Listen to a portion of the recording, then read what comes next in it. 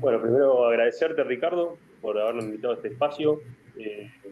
Soy acá de la comarca Carmen de Patagones, Viedma. Esto es una comarca integrada donde la historia nos atraviesa desde el comienzo, ¿sí? En 1779, ¿no? La fundación de Viedma, ¿no? Sí, Eh, permiso.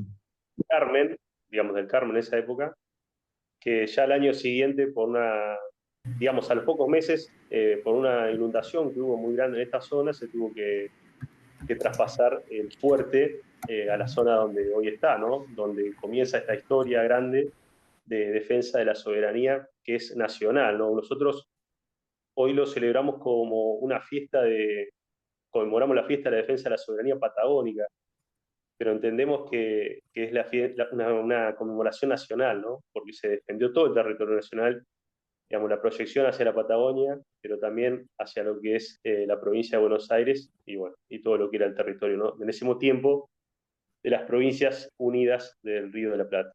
Eh, Cuando empiezo a recabar información y a buscar las fuentes, todo, ¿no? Realmente uno no sabe por dónde empezar porque te das cuenta que estás pisando historia, ¿no? Cuando vivís en este lugar. Eh, pero bueno, un poco el marco histórico es 1825, estamos en guerra con el Imperio de Brasil, eh, por la provincia que llamaba, el Imperio de Brasil la llamaba Cisplatina, es el actual Uruguay, ¿no? La banda oriental.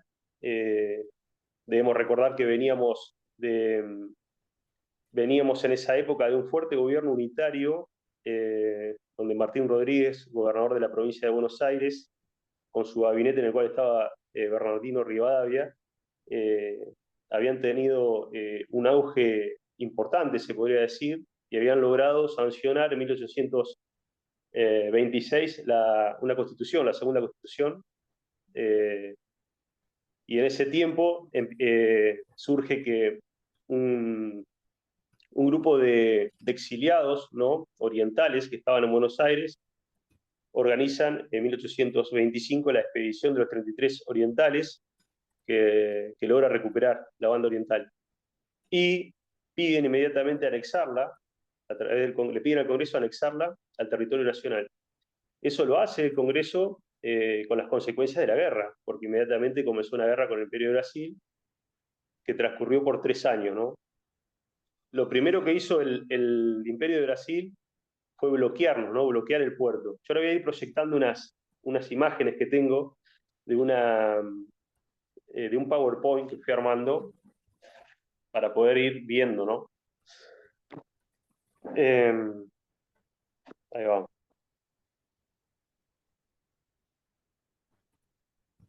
Ah, el PowerPoint lo tengo yo, no lo puedo compartir, ¿no? Sí, sí, me das un segundo, ya te pongo para compartir, así lo compartís directamente vos mismo. Bueno, este marco de guerra lo que causó fue que Buenos Aires quede bloqueado. La escuadra imperial, la muy poderosa, bloqueó Buenos Aires, bloqueó el puerto, y eso ocasionó grandes problemas. Entonces, lo que es la nación, ¿no? El Estado, en ese tiempo las Provincias Unidas del Reino de la Plata, ¿no? Se empezaba a hablar de Argentina, la Constitución de 1826 ya nombraba a Argentina, pero no estaba efectivo el nombre. Empieza a operar desde Carmen de Patagones, ¿no? Desde el Fuerte del Carmen, digamos, ¿no? Esos son los nombres, el Fuerte del Carmen empieza a operar. Y se empieza a realizar una guerra de corso. Esa fue la estrategia de Argentina, que el Estado empezó a vender patentes de corso a navegantes eh, que tenían mucha experiencia, ¿no? En el combate en el mar y en esta táctica para debilitar a la flota extranjera, ¿no? Tomaban sus barcos, eh, tomaban lo que llevaban y bueno, y a dónde lo venían a depositar, a traer, en este caso al puerto que estaba operativo, que era el puerto de Carmen de Patagones, ¿no? El fuerte del Carmen. Eh, Fue impresionante el auge que tuvo en ese tiempo nuestra zona, el puerto. Estaba lleno de gente extranjera. Habían comenzado a llegar también eh, mulatos negros, ¿no? Que eran rescatados, ¿no? De, de los barcos portugueses, digamos, de los barcos brasileros, ¿no? Ellos se dedicaron siempre al comercio de esclavos, y claro, cuando llegaban a esta tierra, empezaban un proceso para alcanzar la libertad, ¿no? Entonces ellos encantados con esta tierra. También debemos decir de que se comerciaba lo que es, bueno, pianos, cueros, mercaderías, dinero. Era impresionante el comercio que había. Eh, un, Uno de los corsarios, Formantin, de apellido, es un corsario francés. Él logró capturar un montón, debilitar mucho a la flota, un montón de buques, ¿no? Del Imperio de Brasil. Estaban todos acá, entonces eso los tenía mal a los brasileros, por eso querían venir a este sitio. También era uno de los motivos, ¿no? A recuperar todo eso, ¿no? Voy a compartir pantalla, voy a compartir el Power. Eh, Tengo que ir ahora. Sí.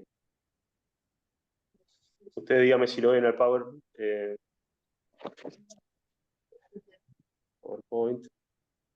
Estoy yendo bien, se ve, ¿no? Todavía no lo veo. Ahí lo ves, No, ¿no? no. A ver, bueno, pero de vuelta.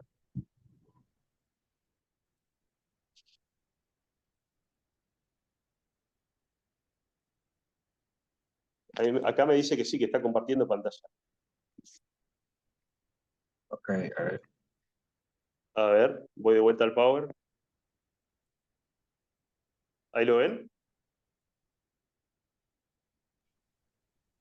Se ve tu imagen, Emiliano. A Tu ver. imagen.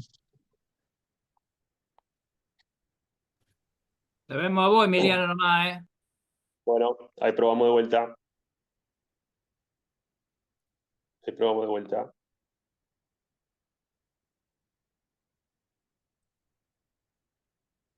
Comenzar ahora. Ahí me parece que sí. Bien. Ahí va, ahí va, ahí Sí, va. sí. Ahí va. Bueno, Ahora sí. Sí, bueno.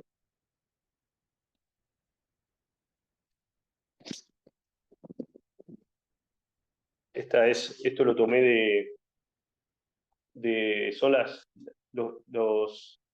los dibujos que hizo Carlos Chingolo Casalla, que es un dibujante que hizo unos dibujos muy buenos. Representa un poco la gesta, ¿no? Bueno, acá el marco introductorio, lo que estaba diciendo, ¿no? La expedición de los 33 orientales, ¿no? Recuerden que estamos entre 1825 y 1828. Se declara la guerra. Les comentaba que estaba bloqueado Buenos Aires, ¿no? Esta es una imagen representativa de la ciudad del Fuerte del Carmen, ¿no? Un puerto, dice, libre y seguro de las Provincias Unidas del Río de la Plata. Este es un mapa que representa un poco cómo estamos en esa época, ¿sí? Fíjense que está como la provincia de Buenos Aires dividida, ¿no? Y nosotros estamos, si ustedes pueden ver, estamos colgados en la puntita del mapa de abajo, un territorio totalmente, era el desierto, ¿no? Se consideraba el desierto en aquella época. Eh, por eso se dice que era, Carmen de Patagones era como una prisión a cielo abierto, ¿no? Había más de 300, en un momento llegó a haber más de 300 presos que los traían desde la provincia de Buenos Aires por diferentes motivos, ¿no?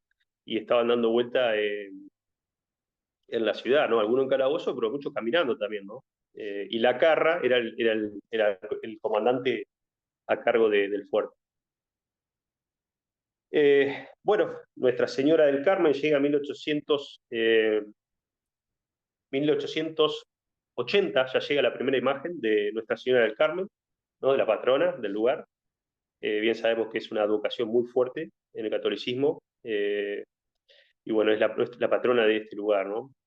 A la cual seguramente en ese tiempo, seguramente, y es así, porque la historia lo dice, se le han dirigido los rezos, ¿no? Los ruegos para esta batalla, ¿no? Donde seguro les puedo asegurar que la intercesión de la Virgen tuvo un papel crucial, ¿sí? Bueno, acá podemos ver, ¿no? La ganadería, ¿no? La agricultura. se desarrollaban, había mucho ganado, también proveniente del sector aborigen, ¿no? Que se lo consideraba ganado barato, ¿no? Acá tenemos cerca una salina, ¿no? Se trabajaba mucho abasteciendo a los saladeros de la margen sur de la provincia y también había un saladero aquí. Eh, y bueno, y la mano de obra la aportaban a veces los presos también, ¿no? Y bueno, y también los libertos y la gente de aquí, ¿no? La gesta del 7 de marzo, bueno, nos vamos, nos vamos ya aproximando, ¿no? A esta fecha, que es trascendente, lo vuelvo a decir, para lo que hoy somos, ¿no? Como integridad a nivel nación. Fíjese que el Imperio de Brasil envió una división muy fuerte para tomar el fuerte del Carmen y de ahí proyectarse, ¿no? Hacia el sur y también hacia el norte. Y acá podemos ver, ¿no? Está compuesta por la fragata, la corbeta Itaparica, el bergantín Escudeiro, ¿no? Está la goleta Constancia y también la corbeta Duquesa de Goiás, ¿no? Esa era la corbeta Duquesa de Goiás, está al mando del capitán Sheffer, ¿no? El inglés, que tiene toda una leyenda, ahora la voy a contar. La Itaparica estaba al mando de Guillermo Eyre, también inglés, ¿no? Los dos ingleses. Eh, el bergantín Escudeiro, al mando de Luis Poutier, un francés, y después la goleta Constancia, al mando de Joaquín Márquez Lisboa. Bueno, cerca de 650 hombres, un poco más eran, y todos estaban capacitados para la guerra. Y nosotros aquí no lográbamos esa cantidad de soldados, esa milicia. Por el contrario, éramos muy pocos. Eh, Se dice que combatieron alrededor de 450, ¿no? Entre los cuales muchos tuvieron que preparar al último momento. Sí, había gente preparada que estaba a cargo del subteniente Olivera, ¿sí? Al mando también del comandante Lacarra, que era el comandante del fuerte, jinetes alrededor de 80 y soldados, ¿no?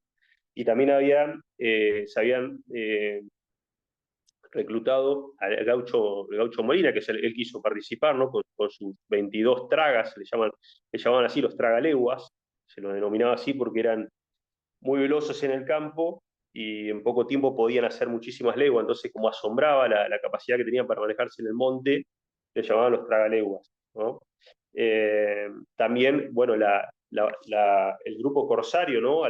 Liderado por Bainon, tuvo un papel preponderante, y también debemos decir que el pueblo, las mujeres, los viejos, todos tuvieron un rol, por eso es una gesta patriótica que se parece un poco a la defensa de la soberanía en la gesta de 1806, 1807 contra los ingleses, ¿sí? También Pereira y tenía los libertos a su cargo. Pereira cumplieron una gran función. Bueno, sigo pasando. Bueno, 25 de febrero apareció en la desembocadura del Río Negro, en la zona del Barra. El Barra es un banco de arena, ¿no? Una goletilla con bandera americana, ¿no? Ya estamos hablando, 25 de febrero empieza la situación ya belicosa, digamos, ¿no? Llamó mucho la atención, dice, a los que estaban en el puesto, en el Barra, que era una batería que se compuso por insistencia del corsario Harris, ¿sí? Y ahí estaba Pereira con los libertos, ¿no? Que los libertos se los llamaba acá los de la patria, le decían. Estaban ahí esperando cualquier situación rara porque se sabía que podían atacar el fuerte, ¿no? Bueno, el 25 aparece en la desembocadura esta goletilla, ¿no? Maniobras raras, dice que hizo, ¿sí? Con una bandera americana que llamó mucho la atención. Eso hacia adentro, en lo que eran las fuerzas, se supo, ¿no? Se le comunicó a la CAR. Me voy a sonar la nariz porque estoy muy congestionado.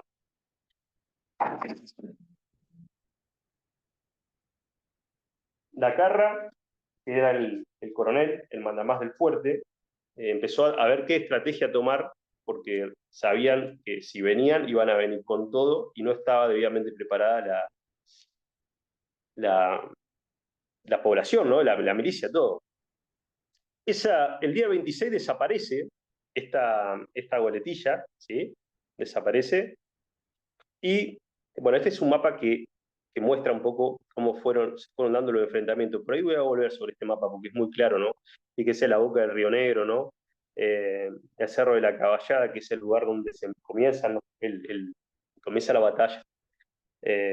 Enfrente está el 1, ahí el 1 fíjese que el 1 es la batería donde empiezan el conflicto, ¿no?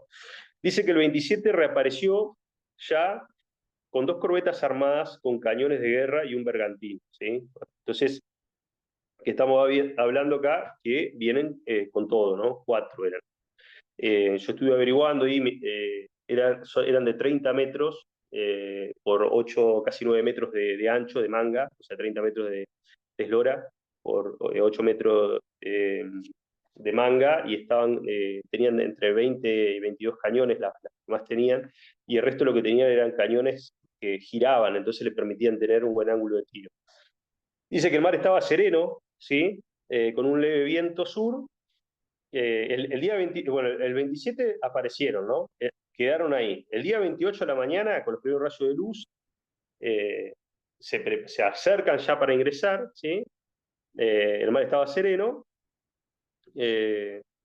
y bueno, enarbolan la bandera argentina para confundir. Pero ya se sabía que estábamos en guerra y que era algo que no estaba previsto.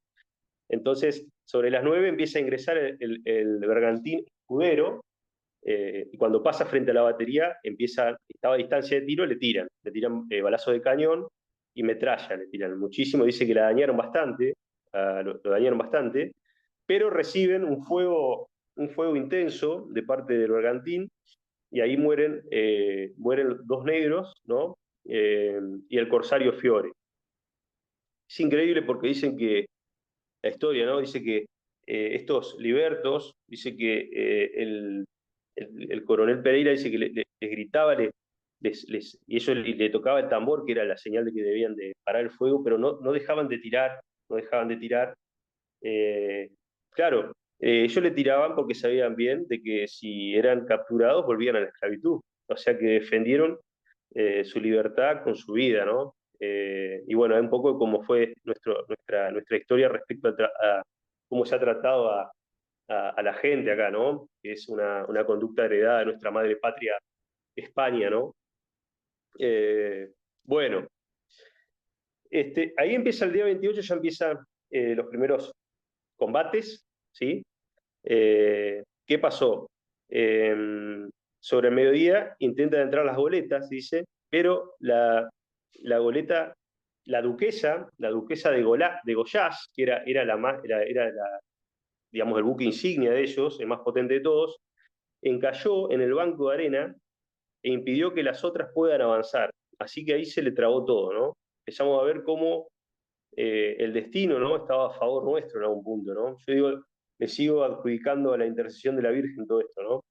Por acá un poco las caricaturas, ¿no? De Carlos Chingolo Casala. Podemos ver ahí la batería, ¿no? Que los ven, los divisan con el catalejo.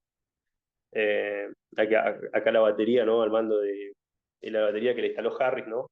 Y estaba el subteniente ya Olivera, porque ya sabía que había movimiento, ¿no? Y bueno, los libertos, ¿no? Todos, Fiori, ahí cuando mueren, ¿no? Hace referencia a cuando mueren los libertos y Fiori. Y bueno, y el jinete que enseguida va a avisar al fuerte lo que estaba pasando, ¿no?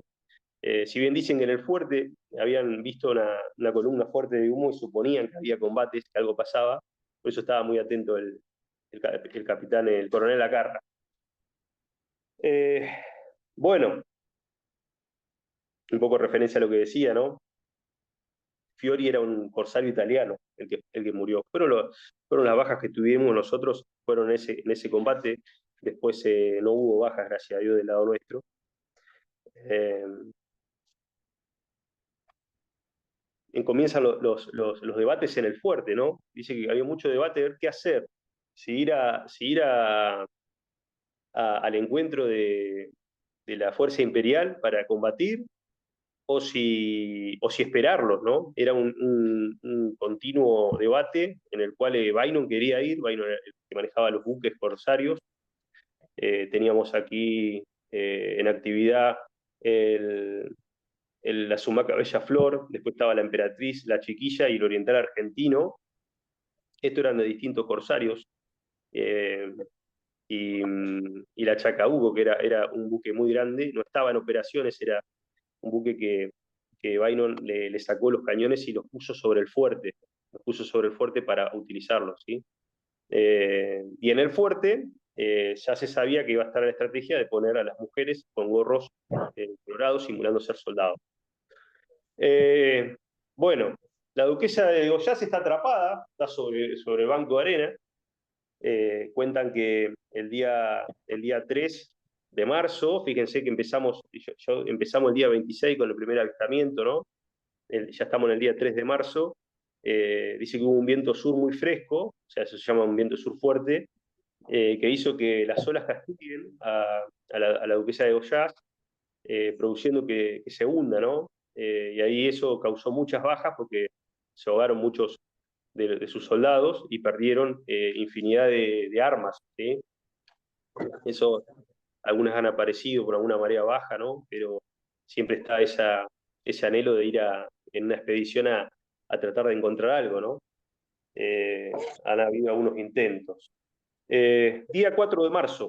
Día 4 de marzo comienza a desembarcar parte de la tropa en la zona de lo que nosotros denominamos el pescadero, que está frente a lo que sería la batería, que la batería está sentada en lo que hoy es la baliza, estaba sentada ahí, enfrente de la zona digamos, la zona de Viedma, actual Viedma, el pescadero, el Balneario El Cóndor, empiezan a desembarcar y enseguida cruza la gente que estaba del otro lado del río, la gente nuestra, del lado de la batería, cruzan en barcazas y tienen un enfrentamiento, ahí se llama una escaramuza, le dicen, ¿sí?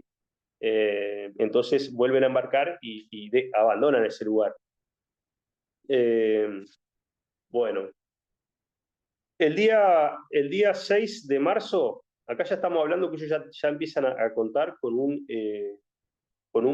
buque, incluso el buque insignia ya no lo tenían, ¿no? Se había hundido. Les quedaba la Itaparica, la Constancia y el Bergantín Escudero. El día 6 de marzo llegan ellos ya, bueno, me voy al día 5 de marzo. El día 5 de marzo ellos asaltan una estancia que está cerca, entre la distancia entre lo que es el fuerte y la desembocadura, la estancia de Rial, la asaltan porque estaban muertos de hambre. Y un espía nuestro que estaba en el monte, dice que divisó como cargaban gallinas, ganado, todo, o sea, para abastecerse porque estaban muertos de hambre. El día 6 fue un día terrible, cuenta la historia que fue un día de esos de marzo, que a veces en esta zona muchísimo calor, terrible calor.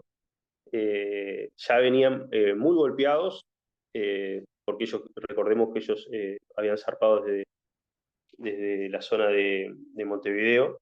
Estaban muy golpeados, muy cansados, y el clima no les jugaba nada a favor.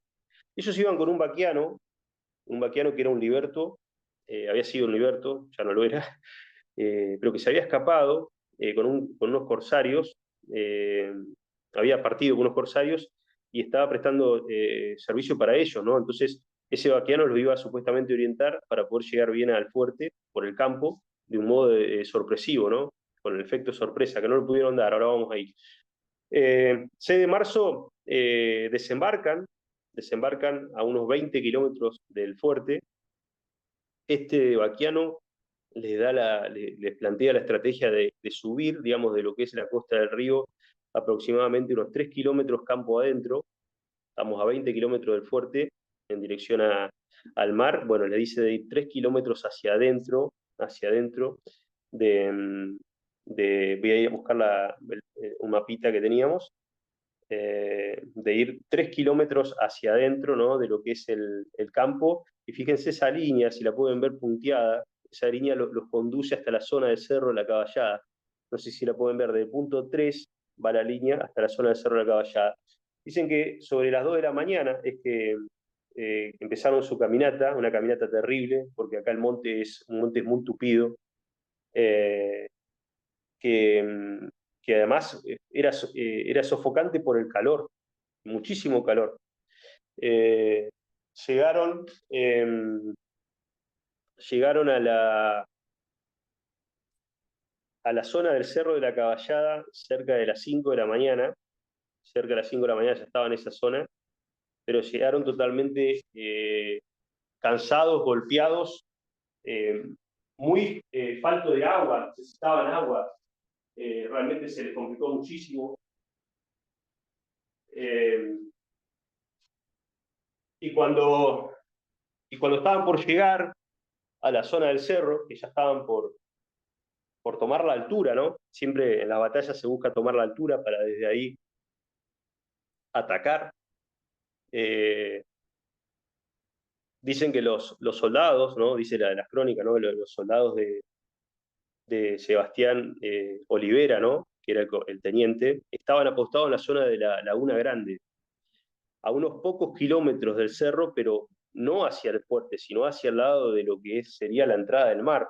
Entonces eran como que los que habían quedado atrás ellos, o sea, los brasileños lo habían pasado. Pero vuelvo a lo mismo, ¿no? Yo digo que es la mano de la Virgen, ¿no? En la mañana se habían levantado muy hambrientos, habían estado toda la noche esperando en un ataque, y, y el subteniente Olivera los envía a 2 jinetes al campo para que vayan al campo a ver si podían encontrar ganado para poder comer algo. Y en eso que entran al campo, se cruzan con las huellas, increíble cantidad de huellas que había, y se dan cuenta, claro, que era la tropa brasileña que había pasado por ahí. Entonces inmediatamente a caballo van y le avisan al subteniente Olivera, y vuelve hacia la zona del cerro, y claro, cuando suben, toman la altura, ¿no? La expedición brasilera, ¿no? Y se encuentra con dos imágenes fuertes, ¿no? Primero dicen que se divisaba, ¿no? Ambos se veían, ¿no? Lo que estaban arriba del fuerte del Carmen, dice que veían cómo brillaban las armas, ¿no? De los brasileros, y ellos los veían también. Claro, imagínense que estaba copado el fuerte, estaba lleno, era como que estaba lleno de soldados, una retaguardia muy fuerte simulaba ser el fuerte. Por el otro lado, por la margen del río, a su izquierda, tenían toda la cuadrilla de Bynum, estaba la Bella Flor, la Emperatriz, la Chiquilla y el Oriental Argentino, con sus cañones listos, preparados para dispararles, porque se habían apostado ahí, porque una para bloquear el paso por el río, y otra para si tomaban la altura, que sabían que es algo muy común en lo militar, dispararles. Así que de golpe empiezan a sentir toda la artillería naval, porque le empiezan a tirar. Acá García Enciso, que es el libro en el cual del cual me abastecí para preparar todo, que es un revisionista histórico militar, es militar, García Enciso fue militar, dice que raro que hayan podido llegar, dicen los proyectiles, porque tienen un recorrido de 800 metros, esos proyectiles de la época. Pero yo midiendo por el Google Maps, veo que sí, que podían llegar, es más, podían haber pasado un poco más. Desde la mitad del río al centro de lo que es el Cerro de la Caballada hay una distancia de 550 metros, ¿sí? Así que seguramente habrán recibido fuego desde los barcos de Bynum, y a la vez los jinetes de Sebastián Olivera inmediatamente subieron, tomaron la altura. Dice que eso fue una maniobra arriesgada porque fueron desde abajo buscando a caballo, para como que estaban muy expuestos, pero claro, evidentemente el fuego naval los apoyó para poder tomar altura. Entonces empezaron a recibir balazos de todos lados, ¿sí? Entonces empiezan un repliegue enseguida, se empiezan a replegar volviendo a, tomaron casi la misma dirección de por donde habían venido, un poco más yendo hacia campo adentro, ¿no? Un retroceso hacen. Y uno de los primeros en caer es el capitán de ellos, ¿no? Shepard. Es uno de los primeros en caer con un tiro que dice que le entró por el cuello y le salió por la nuca. Y agonizante, cuenta la historia, ¿no? Estas son la parte linda, ¿no? De la historia. Cuenta la historia que no quería, él cerraba su mano, no quería mostrar que tenía un anillo, ¿no? Un anillo que guardaba, que algunos corsarios conocían la leyenda, la habían transmitido en el fuerte, ¿no? Porque los corsarios se conocían, escondía un anillo y el anillo, claro, el anillo tenía todo un valor gigante para él, sentimental. Entonces, uno de los gauchos de Molina, que los gauchos de Molina habían estado siempre metidos dentro del campo, ¿no? El lugar donde se manejaban bien ellos, dice que agarró y fue enseguida a buscar sacar el anillo. Y Shepard se defendió hasta con los dientes, dice que quiso hasta morderlo. Cuenta la historia que el anillo se lo sacaron, se lo sacó este gaucho, y algunos dicen que le cortó el dedo, no sé si es cierto, terrible. Pero bueno, en el anillo dice que tenía, claro, una inscripción, el anillo que estaba ligado espiritualmente con ese anillo a un amante que él tenía, ¿no? En uno de los puertos del Perú, donde él había estado trabajando también, ¿no? Prestando servicios. Y era un amante, porque claro, era una mujer que era casada con un comerciante muy hacendado de la zona del Perú. Entonces, ellos tenían un amor que seguiría prohibido, ¿no? Y con ese anillo estaban ligados espiritualmente. Dice que decía, dentro del anillo, del aro del anillo, dice que decía, estas palabras tenía. Dice que decía, cuando seamos definitivamente libres, mi alma reconocerá la tuya por este anillo. Entonces él no quería perder el anillo, ¿sí? Bueno, una historia novelesca, ¿no? Bueno, pierden a su general, pierden al que estaba comandando todo, ¿no? Entonces quedan en manos del otro inglés, que es Guillermo Eyre, ¿no? El otro comandante, también inglés. Y comienzan a tener una postura de volverse, ¿no? Inician un retroceso, se repliegan, y los gauchos, ¿qué hacen? Los gauchos eran muy hábiles en el manejo del fuego, incendian el monte, entonces ya era una situación caótica, le habían incendiado el monte los gauchos, eh, bueno, ahí en esta imagen pueden ver los buques de Vaino, ¿no? A la altura del cerro. La del medio serían los jinetes de Olivera, y sobre la derecha los gauchos de Molina, ¿no? Paso la siguiente hoja, bueno, toda la batalla. Acá cae herido, lo que le estaba contando, ¿no? Cae herido como es, capitán Sheffer. Ahí está el anillo, ¿no? Y en la imagen de la derecha pueden ver cómo empiezan a prender fuego el monte, ¿no? Nos ayuda un poco las caricaturas, las ilustraciones, para ir viendo la historia, cómo se va desarrollando. Dice que el humo era tan espeso que no podían respirar, el calor era agobiante, se estaban haciendo entre las 7 y las 8 de la mañana, y ellos se seguían replegando por el lado del río. Los jinetes de Sebastián Olivera no lo dejaban acercarse al río, así que estaban deshidratados, iban teniendo bajas. Eh, el fuego los iba acompañando, el humo también, y claro, llegó un momento sobre las 11 del mediodía que ya no daban más, piden un parlamento, ¿no? Un parlamento en la guerra, parar el fuego para conversar. En parlamento piden saber cómo estaba su escuadra, en un acto de honestidad total, ¿no? Le dicen a Sebastián Olivera, ¿cómo está nuestra escuadra? Si nuestra escuadra está tomada, nos rendimos, dice. Y había un expedicionario ahí, que lo mandan hasta el río a ver cómo estaba la escuadra. Bueno, va a ir él a buscar la escuadra, ya sabía que se rendían Sebastián Olivera y sus hombres porque no daban más, y no sé si a los pocos minutos que este expedicionario partió hacia el río, tenía que hacer una distancia aproximada de 5 kilómetros, eh, se rinden, o sea, dicen, si nos dan agua nos rendimos, dice que le dijo. Entonces se rinden, y ahí Guillermo Eyre le entrega el sable a Sebastián Olivera, o sea, mostrando que se rendían, y son conducidos al río, ¿no? A una zona, el Carrizal, a beber agua, ¿no? Porque estaban totalmente siguiendo. Dicen que algunos hasta lamían el sudor de los caballos, de la sed que tenían. Bueno, en ese instante se dice que se escuchó hay una foto que hace referencia, ¿no? A cómo tomaban agua, ¿no? Estaban extenuados. En ese instante se escuchó un Viva la Patria que ensordecedor, 3 Viva la Patria ensordecedores. ¿Que no estamos Eh, en el video? y comienza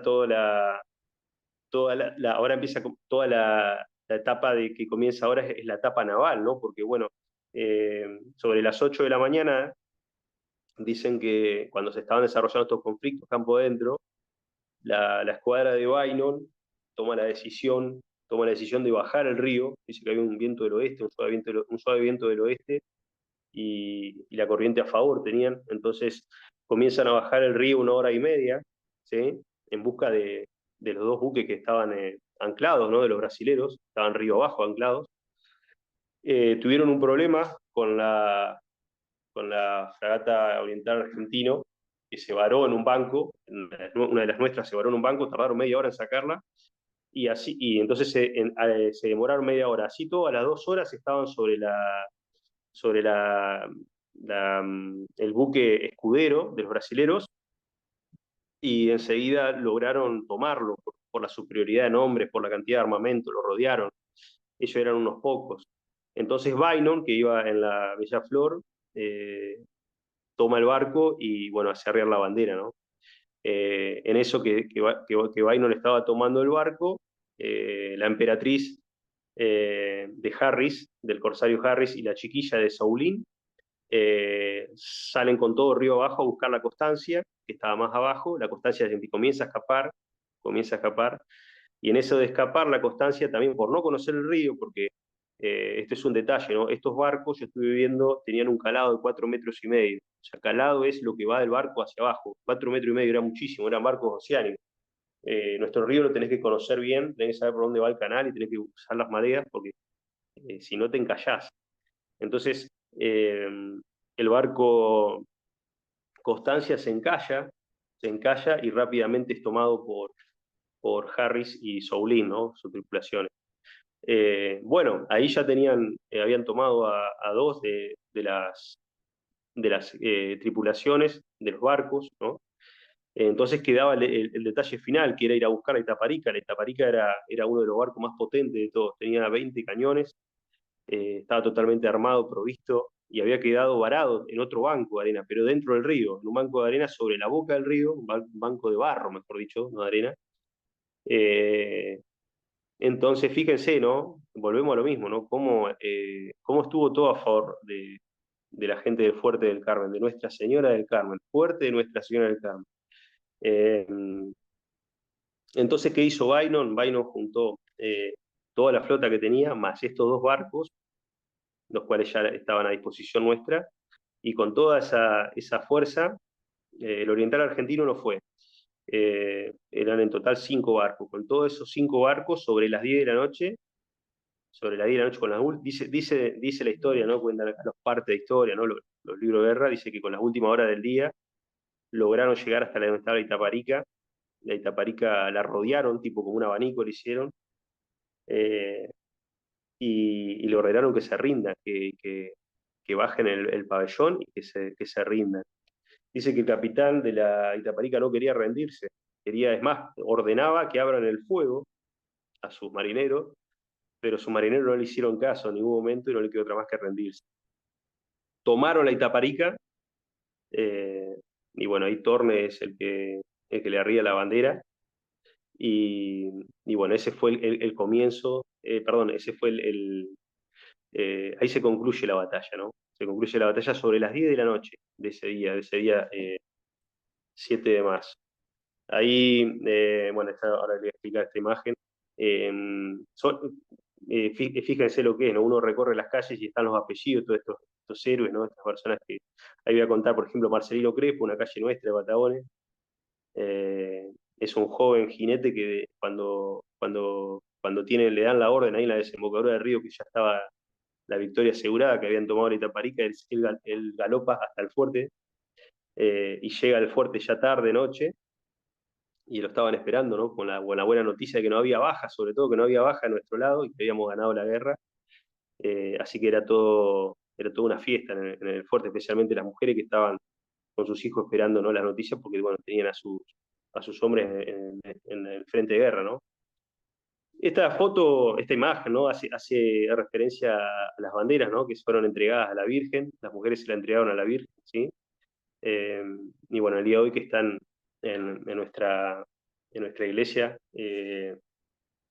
Nuestra Señora del Carmen en Patagones, están estas banderas, ¿sí? Son las banderas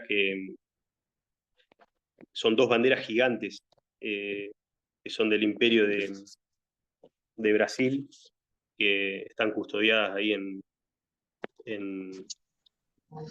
voy a compartir ahí, que están custodiadas en nuestra parroquia Nuestra Señora del Carmen.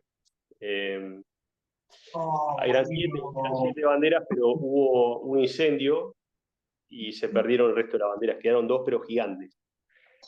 Hace un tiempo atrás, la década del 90, vino un grupo de brasileros que se entera que están las banderas de ellos ahí, no lo podían creer, empezaron a preguntar a gente muy adinerada y nos querían, hicieron gestiones para faltarnos todo Carmen de Patagonia con tal de que le devolvamos la bandera. Y no se la devolvimos. Bueno, es un poco la historia. Una historia que habla de cómo el pueblo se defendió también, ¿no? Porque sí, si bien estuvo el subteniente Olivera, que es un héroe en esta historia, con su gente, ¿no? El oficial Lacarra, pero después veamos cómo colaboran los corsarios, ¿no? Cómo colaboran los libertos, cómo colabora la gente, las mujeres, los viejos, los gauchos de Molina, todos colaboraron para que hoy esta tierra sea lo que soy, sea Argentina, ¿no? Bueno, un poco por eso yo digo, la historia lo dice, no es una fiesta, una conmemoración de soberanía a nivel provincial, ¿no? Debe ser a nivel nacional. Bueno. Muy bien, Emiliano, muchas gracias. Te había pasado el anfitrión, si me lo podés devolver así, vamos con alguna consulta que alguno quiera participar. Obviamente hay un micrófono ahí de Gustavo. A ver cómo hago. ¿Dónde tengo que ir, me decís? Dentro de los participantes, ahí me encontrás y lo haces anfitrión. Pero bueno, no importa, no te preocupes. Sí, me gustó. Vamos a pedirle a Gustavo si puede silenciar el micrófono, por favor. ¿Estás con la imagen de Jesús? ¿Cristo Sí. Rey? Ese. Ahí está, muchas gracias, Gustavo. Bueno, ¿alguno desea hacer una pregunta, algún comentario? Obviamente lo que compartimos acá y obviamente gracias a esta charla de Emiliano es conocer detalles de esta batalla que justo se realizó el día de hoy, ¿no? Un día como hoy, 7 de marzo de 1827, como bien Gustavo lo expuso, el coraje, la valentía de nuestro pueblo ahí en la zona para defender el territorio, ¿no? Que era estratégicamente un acceso por el Río Negro a todo el norte de la Patagonia, ¿no? O sea, no es ni más ni menos un intento definitivo, claro y concreto del invasor de tomar el norte de la Patagonia y como bien Emiliano, perdón, dio detalles quienes estaban al mundo de los comandos de estos barcos, de estos buques brasileros, eran ingleses también, así que vamos ahí con Juan Carlos, adelante, tiene la mano levantada. ¿Qué tal? Buenas noches a todos. Esperemos que el corte de la luz me deje hablar, porque andamos con corte de luz cada medio minuto acá en Carmen de Areco. Muchísimas gracias al profesor Emiliano y a todos los que organizaron. Es un episodio de la historia que lo tenía desconocido, así que me es grato informarme un poco más. Y recordemos dos cosas, que el primero que enarbola la bandera argentina en Malvinas también era un corsario y extranjero, era Jewett, que era de Estados Unidos. Y cuando Pinedo, cuando la Sarandí quiere expulsar a la Oslo de Inglaterra en Malvinas, la mayoría de la tripulación que tenía era inglesa, que se la rebelaron y dijeron, no, contra nuestros compatriotas no combatimos. Bueno, eso nada más y muchísimas gracias a todos y sobre todo al profesor Emiliano. Gracias. Exactamente, muchas gracias Juan Carlos por el aporte de tener en cuenta los corsarios, ¿no? Aquellos que, si podemos definirlo, ¿cómo sería, Emiliano? Un corsario y un liberto, para tener en claro esos términos que nombraste. Los corsarios digamos, en ese tiempo se comienza la guerra del Corso, ¿por qué? Porque teníamos inferioridad en lo que hace a la batalla naval, digamos, estábamos desprovistos en relación al imperio, a pesar de que teníamos a Guillermo Brown, que hizo una campaña impresionante, es para otra charla eso, Guillermo Brown, Pero entonces, ¿qué se hacía? Se vendía patente de corso, se le daba al corso, que era una especie de pirata, se le daba protección jurídica, se le permitía desembarcar en los puertos, y seguro tenía que dejar una parte, ¿no?, de lo que desembarcaba al gobierno, ¿no? Y se le permitía reparar sus naves, se le daba asilo. Esa era la patente de corso. Entonces, ¿qué pasaba? El corsario debilitaba a la otra flota, a las otras flotas, afectaba el comercio, eh, entonces le generaba un perjuicio muy grande, le robaba los buques, ¿no? Una estrategia muy inteligente para la situación en la que estábamos. Los libertos, claro, los libertos eran los negros que ellos siempre vendieron mano de obra esclava, lo que es Brasil, heredado de lo que es el Imperio Luso, ¿no? Que siempre recorrieron las costas de África capturando negros y los vendían, lo utilizaban. Entonces, cuando ellos pisaban nuestra tierra, un principio constitucional, ¿no?, pero también que viene ya de antes, ¿no?, de la tradición que de nuestra madre patria España, acá la esclavitud no existía, es decir, a lo que ellos la manejaban, ¿no? Entonces eran libertos, se lo consideraban libertos, y se los llamaba los de la patria, le llamaban. Iba a leer, si les parece, una parte que es muy, me gusta leerlo de la intimidación. Dice que Shepard, cuando cae, ¿no? Cuando cae herido, Shepard, él traía la, a ver si lo tengo acá, traía en sus bolsillos, traía los oficios para intimar a la rendición, ¿no? Un poco para que veamos, ¿no?, cómo era. Dice: señores, dice, la fuerza del imperio brasileño de mi mando están distante de su pueblo algunas millas y se acercan con los principios de guerra más honorables. Supuesto que se devolverán los buques, propiedades y prisioneros que han sido destruidos en su puerto por los corsarios de Buenos Aires y la Banda Oriental. No hemos venido a incomodar a los habitantes de esta colonia y no hubiéramos jamás venido con ese objeto, pero sí con el de mantener lo arriba mencionado, pues que este país se encuentra a mucha distancia del nuestro para que intentemos permanecer en él, decía, ¿no? Nos han conducido a este punto, dice, las ideas más puras, pero son ustedes quienes han empezado las hostilidades.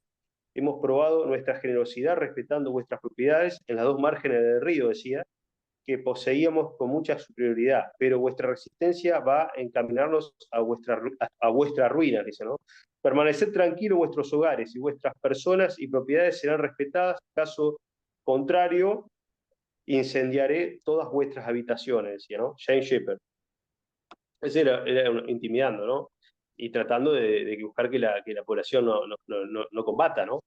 Pero bueno, bien sabemos que esas cosas no pasaban. Hay un dato que es poco importante, un dato: 200 de los tripulantes aproximadamente eran ingleses, la tripulación que ellos traían, además de tener los dos capitanes, 200 eran ingleses. Eso estaba en la carta de Bynum, ¿no? Que bueno, en una de sus cartas dice, lo menciona, ¿no? 200 ingleses. A ver qué más puedo. Y después tengo también, es interesante porque, por ejemplo, los jefes de la defensa que estaban acá, ¿no? Por ejemplo, el coronel Martín Lacarra había sido héroe en la defensa de Buenos Aires ante las invasiones inglesas. Había sido héroe, ¿no? O sea, era gente que de total prestigio, ¿sí? Bueno, el coronel Felipe Pereira tenía 35 años cuando combatió y era oriundo de Mendoza. Inicia su vida militar, dice, ¿no? Perdón, Sebastián Olivera era oriundo de Mendoza y tenía 30 y algo de años. Ahí a ver si lo tengo por acá. Bueno. Don Felipe Pereira, que estaba a cargo de los libertos, tenía 35 años de edad y también había estado en las invasiones inglesas, y luego de eso se incorporó al batallón de patricios. Y bueno, después, por ejemplo, el Gaucho Molina, bueno, ya hay el Gaucho Molina, hay muchos que hablan bien, pero muchos que hablan mal, ¿no? Y la historia dice que era un gaucho bravo, ¿no? Porque había tenido muchos problemas en la época esto se da en la época de Unitario contra Federales. Al patrón de él, que era Ramos Mejía, lo habían tratado muy mal, los unitarios de Martín Rodríguez, ¿no? En la época de gobierno de Martín Rodríguez. Entonces este Gaucho Molina había hecho era amigo de indios, manejaba muchos indios, había hecho un desastre en la ciudad de Dolores, y Pergamino también, y otra ciudad más, no recuerdo ahora, habían arrasado con la ciudad, ¿no? Hasta se había, bueno, con las mujeres saben lo que pasaba con el tema de los malones, ¿no? Era un desastre lo que habían hecho. Entonces, cuando lo indulta, Rivadavia lo indulta, porque supuestamente lo ayudó a aprisionar a unos indios, por eso los indios lo querían matar, esos indios, lo indulta y lo manda a luchar en la frontera sur, ¿no? de la provincia de Buenos Aires contra los indios, al mando de Rauch. Después aparece acá, lo envían acá, ya porque sabían seguramente que esto podía llegar a suceder, y viene con su gente, sus 22 tragaleguas. Pero fíjense que, claro, el comandante Lacarra hasta último momento no le quería dar las armas, desconfiaba, porque sabía que era bravo, sabía que era bravo. Entonces hasta último momento, ya cuando las papas quemaban, bueno, le da las armas y se alista para la guerra el Gaucho Molina y su gente. Muy bien, bárbaro. Hay un comentario valioso hecho por Mario Pavetti, dice, no siempre el poderío militar es señal de victoria. Los imprevistos y la pericia de los habitantes también juega y no hay que despreciarla. Tal cual. En esto de los debates, ¿no? que se daban en el fuerte, si ir al encuentro de ellos, si esperarlos. Fíjense que el tiempo jugó a favor siempre de la suerte del fuerte del Carmen, ¿no? Porque en ese tiempo se pasó que se debilitaron, tuvieron mucha hambre, muchas dificultades, perdieron a la duquesa de Goiás. Y bueno, y también esta mala jugada que le juega al Monte, primero debilitándolos en el ir hasta la zona del cerro, y después el Monte de vuelta los vuelve a castigar en su repliegue junto al incendio del humo que le había organizado el Gaucho Molina, ¿no? Terminan muy débiles, y bueno, yo acá tengo, si quieren les puedo leer la cantidad o sea, en la rendición, ¿no? Los prisioneros, esto es en las cartas de Lacarra, ¿no? Prisioneros, 620 prisioneros, 35 ahogados, 7 muertos, 5 heridos, bueno, 7 muertes en lo que es la batalla, ¿no? 5 heridos, y según Byron, bueno, tengo acá el registro, ¿no? Había 200 ingleses en la fila, ¿no? De ellos. Bueno, hay un libro muy lindo, este es un libro que se lo recomiendo, es el que yo, con el cual hice las cosas, ¿no? Porque es revisionismo histórico. Este me lo regaló en el día de ayer el vicegobernador de la provincia, gentilmente, me lo regaló. También tiene crónicas muy lindas porque está la parte histórica, pero a la vez él como es profesor en letras, le incorporó con algunos dibujos también de este hombre que hizo los dibujos, José Casala, le incorporaron algunas historias de anécdotas, de cómo se debatían el qué hacer, ¿no? Es un lugar muy especial este, ¿no? Fíjense que uno va caminando en las calles nuestras, nomás el paseo, la parte colonial al lado de Patagones, la subida, la bajada, el rancho de Riar, la Carlota, las cuevas Maragata, el antiguo muelle que está todavía, los cañones que están los cañones, o sea, están puestos sobre el fuerte, está el fuerte del Carmen, está la iglesia, que es la primera iglesia de la Patagonia, ¿no? Nuestra zona es, al poco tiempo, fíjense que a unos de este episodio sobre la década del 80 de ese siglo, llegan los primeros salesianos, ¿no? Empieza la misión hacia la Patagonia, los primeros salesianos, ¿no? Después de este combate nace el marino Piedrabuena, ¿no? Que es ejemplo de soberanía, una defensa total de la soberanía patagónica. Ya fue el primer argentino, esto hay que decirlo, el primer argentino en navegar las aguas más australes, porque llegó hasta la Antártida.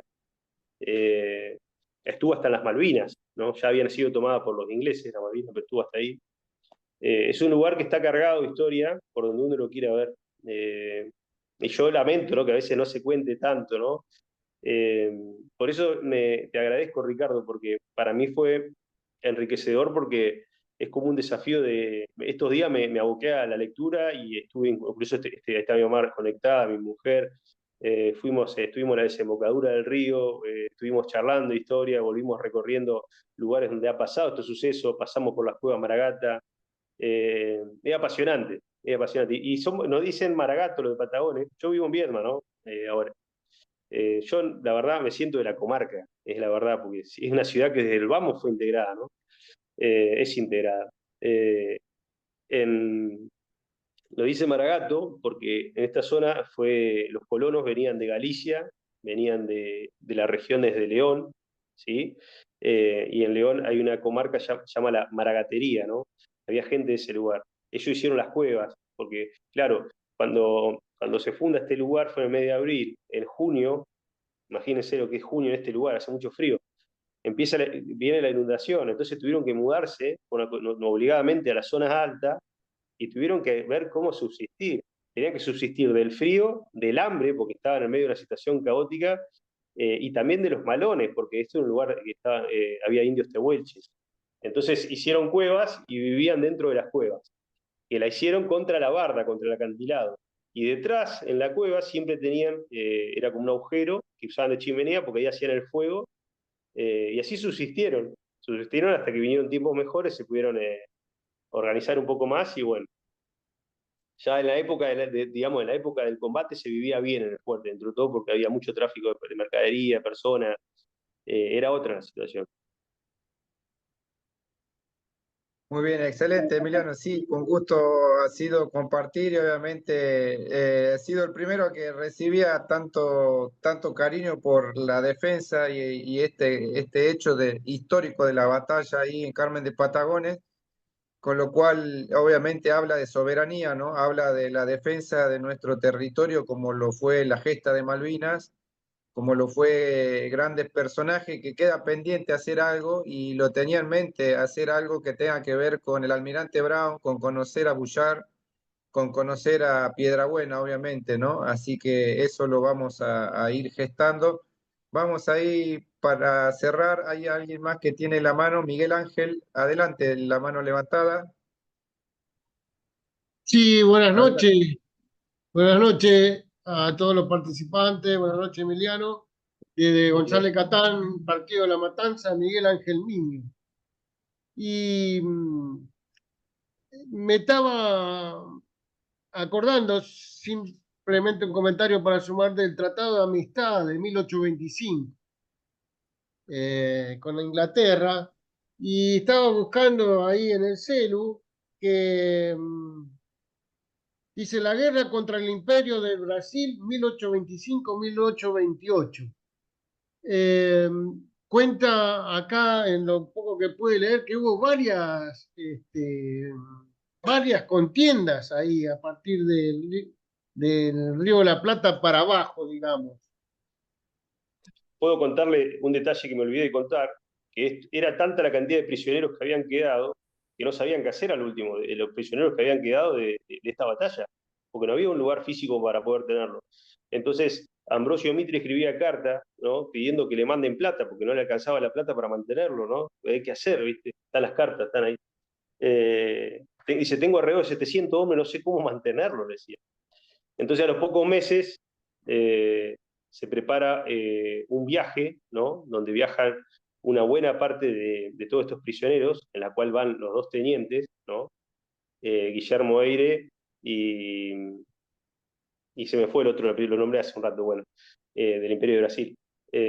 Viajan con su gente y misteriosamente lo iban llevando hasta Tandil, porque iba a estar prisionero en Tandil. Misteriosamente toman el barco y huyen hacia Montevideo, ¿no? ¿Qué pasó? Después, en octubre del mismo año, vuelven a la carga en otra expedición. Nosotros hace poco vino un grupo de arqueólogos acá y encontró restos de un naufragio del Imperio de Brasil entre lo que es la Bahía de San Blas y el Faro Segunda Barranca. Estaba el resto de naufragio. Salió en el diario, lo pueden buscar. Vuelven y tienen la mala suerte también los bancos de arena, porque esta es una zona donde hay mucho banco de arena, les juegan una mala pasada con una tormenta de viento sur y rompen sus naves, ¿sí? Se ahogaron un montón, Guillermo Eire se salva y es detenido de nuevo, nuevamente es detenido. Muy bien, bárbaro, sí. Seguramente hay mucho por seguir aprendiendo, ¿no? Y conociendo. Así que este ha sido un granito de arena valioso, importante de parte de Emiliano en ayudarnos a entender y a conocer y valorar lo que un día como hoy, argentinos, que aquellos que eran de las Provincias Unidas del Río de la Plata, Argentina hoy, defendieron el territorio, ¿no? Así que te agradezco, Emiliano, la gentileza, el haberte puesto a dedicar ahí, y yo vi en estos días fotos que andabas por ahí por la zona, así que con gusto ha sido invitarte. Obviamente queda abierta la invitación para cualquier otra propuesta como la de todos los que están acá participando y los que vean esto en el canal nuestro en YouTube, a seguir participando. Esto trata de un centro de estudios sobre Malvinas Argentinas, pero que tiene con foco en toda la defensa y soberanía de nuestro país. Así que Malvinas es el corazón que nos une. Malvinas es aquel ejemplo de los héroes que dieron la vida ahí, y de muchos héroes que gracias a Dios todavía nos acompañan, y al cual gentilmente y con todo el honor y la gloria los invitamos a participar. Cualquier veterano que se nos cruza es bienvenido para comentar, para tener acá un espacio. Y obviamente Malvinas es el disparador a enarbolar nuevamente aquel deseo, como aquellos ciudadanos de Carmen de Patagones, de defender lo nuestro, de defender nuestro territorio, sí, con nuestros hombres, con nuestras mujeres, con lo que la audacia que, como contaba Emiliano, prendieron fuego a todo el monte, ¿no? Para alarmar y para, obviamente, con el mismo fuego, la temperatura, el humo, empezar a correrlos, ¿no? Así que recuerdo las batallas anteriores también, la de las invasiones inglesas, también el coraje de los vecinos de la ciudad de Buenos Aires, y obviamente vamos a ir viendo y vamos a ir compartiendo esto, ¿no? Que tiene que ver con charlas sobre soberanía, ¿no? Así que, muy bien, quiero antes de despedirnos y obviamente saludar a Emiliano con un gran abrazo, agradecerle por el detalle, la gentileza y el corazón patriota y católico que tiene, que lo tiene ahí al lado a la Virgen, en la cual también vemos la mano de Dios y de Nuestra Señora para con su pueblo, ¿no? Porque esto indudablemente, más allá de que tengamos o no la fe, la practiquemos o no, el pueblo es argentino, el pueblo es católico, y ha sido así nuestra tradición, nuestra raíz hispana católica, ¿no? Con lo cual, no debemos olvidar eso, y también enseñar a las generaciones, ¿no? Todos nuestros soldados, desde el mismo Seineldin, sí, allá en lo que es cambiándole el nombre de la operación a llamarla Rosario, ¿no? Es indudable la fe de nuestros soldados también, el encomendarse a la Virgen Santísima para la defensa de nuestra patria, ¿no? Y ya es evidente que la patria también tiene que ver con el amor al prójimo, ¿no? Con el poder dar la vida por el otro, como tantos de nuestros héroes lo hicieron. Así que muchísimas gracias a todos por participar, invitarlos a seguir, estar atentos ahí en el grupo de WhatsApp para las próximas ediciones que vamos a hacer. Estamos ya terminando el segundo cursillo que va a tener que ver con el testimonio de muchos veteranos de las Fuerzas Armadas, de la Fuerza Aérea y del Ejército. Otros contenidos. Perdón, Ricardo. Daniel quiere Sí, decir algo, tal vez, quiere aportar algo. Daniel, adelante, adelante, ahí si está, no lo vi, adelante, Daniel. Hola, buenas noches a todos. Bueno, también muchas gracias a Emiliano por la disertación, gracias a todos los organizadores. Es la primera vez que estoy en este grupo interesado por las cosas de la Argentina, los héroes, tanto de las Malvinas como los héroes también de mucho más atrás, como el caso aquí de Patagones. Bueno, en mi caso yo soy enterriano y vivo actualmente en Patagones. Nosotros también tenemos una historia de defensa territorial. Pero voy puntual a una pregunta para Emiliano. No sé si lo Sí. mencionó porque un ratito yo no alcancé a escuchar, pero el tema de algunas corporaciones, es decir, internacionales, ¿no? ¿Cómo incidieron en aquel momento, por ejemplo, la masonería, ¿sí? ¿Qué grado de incidencia han tenido en aquel momento en esa invasión del Imperio de Brasil y con todo el Imperio de Portugal? ¿Y qué incidencia tienen en la actualidad con respecto a la soberanía de los países? Muchas gracias de vuelta y escucho atentamente. Sí, en la invasión del Imperio de Brasil, yo en lo que es la invasión hacia a nuestro país no le veo una incidencia directa que eso pueda decir. pero sí ustedes vean que cómo termina, cómo se resuelve la historia, ¿no? Estamos en una guerra porque el Imperio de Brasil quiere recuperar la franja oriental, ¿no? La cual habíamos tomado nosotros, y de golpe después se termina constituyendo la República de Uruguay, ni para uno ni para otro, ¿no? Entonces, ¿quién manda ahí? ¿No? Un poco el poder oculto, ¿no? Raro, ¿no? Y bueno, después la masonería en sí, en todos los movimientos independentistas y constitucionalistas, ha tenido que ver, porque la han llevado siempre adelante ellos, esa idea, ¿no? Que viene un poco parte un poco de lo que es el contrato social rusoniano, ¿no? Empieza un poco, quiere un poco borrar la idea y el sentimiento de patria, ¿no? Que no lo han podido lograr enseguida porque, claro, ha sido algo que está totalmente grabado a fuego en los orígenes nuestros, que son los orígenes hispánicos, ¿no? Nosotros tenemos el orgullo de venir de nuestra madre patria, España, ¿no? Nos han dado la cruz, nos han dado todos los valores, el evangelio. Eh, es una nación que ha dado todo, ha sido 4 veces más grande que el Imperio Romano, ¿no? Ha dado todo por llevar el evangelio a cada rincón del mundo, y eso no lo puedes borrar de un día para el otro, ¿no? Pero sí está buena la pregunta, me gusta, Daniel, que pregunten esas cosas, porque es el origen de grandes desconciertos que a veces tenemos los argentinos. Fíjense un detalle, un héroe, podemos mencionar un héroe de la defensa de la ciudad de Buenos Aires. ¿Quién es un héroe? A ver, seguro lo van a nombrar. Liniers. Santiago Liniers. Santiago Liniers. ¿Cómo le fue a Liniers?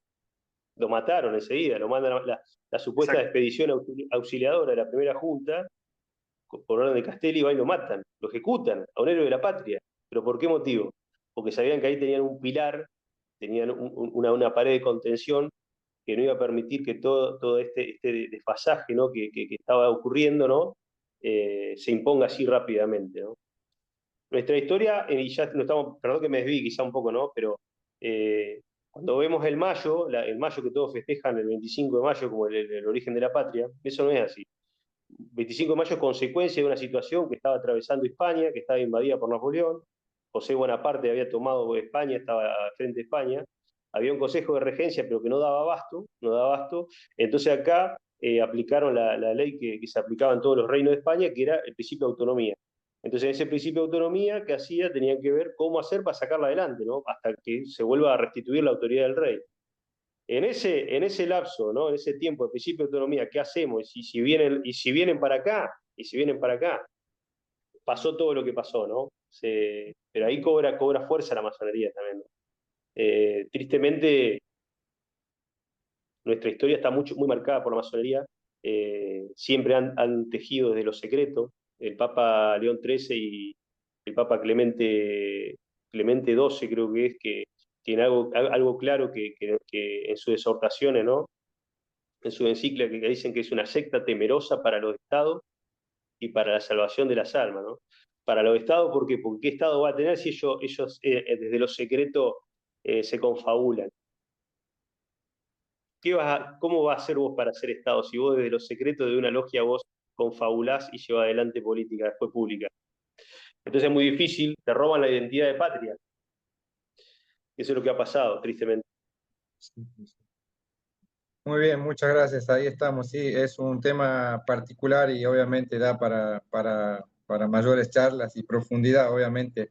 Quedamos abiertos ahí con gusto a poder generar algo, ciertamente, tan necesario también por conocer en ese aspecto. Así que, muy bien. Muchas Volviendo Perdón. al aporte, sí. No, ahí recomiendo los libros de Alberto Bárcena, al que le interese el tema. Los libros de Alberto Bárcena. Sí, exacto, muy Gracias. bien. Muy bien, muchas gracias. Ahí estamos. Nuevamente, muchas gracias, Emiliano. Muchas gracias a todos por participar. Quedará en el canal de YouTube si lo quieren ver, compartir y obviamente dar me gusta si la red social lo muestra a otros que se puedan aprender y conocer detalles de la batalla, del combate de Carmen de Patagones que compartimos hoy. Muchas gracias a todos por estar. Seguimos ahí con las invitaciones y la participación. Un gran saludo, Emiliano. Buenas noches. Buenas noches a Muchas todos. bendiciones. Buenas noches para Gracias. todos. Buenas noches, ¡Viva la gracias. patria! Viva la patria, viva.